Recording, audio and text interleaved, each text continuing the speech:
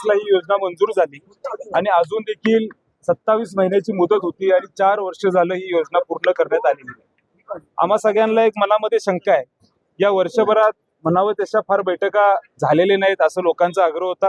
आमचे सर्व प्रमुख, सर्व सरपंच, प्रत्येक गावातील सदस्य आमच्याकडे आले, आदरणीय बंटी साहेबांना भेटले, मला भेटले आणि आमच्याकडे त्या ठिकाणी मागणी केली की तुम्ही ही बैठक त्या ठिकाणी घेतली पाहिजे, कारण 4 वर्ष झालं हे काम पूर्ण होत नाही असं आमच्या सगळ्यांच्या समोर येते। डिस्ट्रीब्युशनचं काम, जे पाईपलाईनचं काम आहे ते प्रत्येक गावातून त्या ठिकाणी करायचं आहे, ते काम देखील पूर्ण केलेलं नाहीये।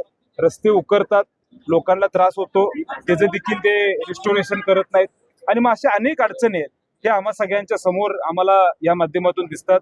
आमची विनंती आहे की तुम्ही आमच्या बरोबर येऊन बैठक घ्यावी। मग आम्ही मागच्या 8 दिवसामध्ये याची बैठक घेतली आणि एवढं दिरंगाई का होते हा प्रश्न विचारल्यानंतर आमच्या लक्षात आलं की यांच्याकडे लोकच नाहीयेत मेगा इंजिनिअरिंगकडे, अशा पद्धतीचं उत्तर प्रशासनाने दिलं। आज 32 टाक्या या पूर्ण झाल्या पाहिजे होत्या, त्यातल्या 6 टाक्या या ठिकाणी पूर्ण झालेल्या आहेत। अनेक ठिकाणी पाईपलाईनचं काम रखडलेलं आहे आणि हे काम का रखडले हा प्रश्न विचारल्यानंतर प्रत्येक वेळी गोड बोलायचं आणि कारणं काढायची अशी शंका आमच्या मनामध्ये आहे। पण आम्हाला एक शंका आली, म्हणलं ह्याच्यावर काही राजकारण होते का? आज जर आपण विचार केला तर हे वर्षभरात फार बैठका झाल्या नाहीत असं प्रशासनाचं उत्तर आम्हाला होतं। मी म्हणलं ही योजना ही या 13 गावातील लोकांसाठी आपण आणली, 3 लाखहून अधिक लोकांना याचं पाणी स्वच्छ आणि मुबलक पाणी मिळणार आणि मी योजना आणत असताना आमच्यामध्ये कुठलंही राजकारण मनामध्ये नाहीये, आम्ही श्रेयवाद करत नाही।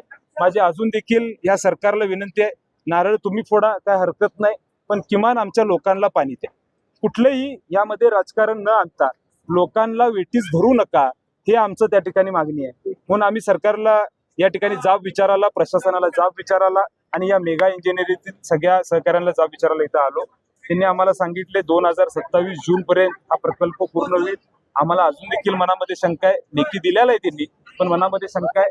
त्याची बैठक वरच्यावर आदरणीय बंटी साहेबांच्या नेतृत्वाखाली आम्हा सगळ्यांना घ्यावी लागेल, कारण यांच्या मागे लागल्याशिवाय काम पूर्ण होणार नाही। घागर मोर्चा कोण काढतंय?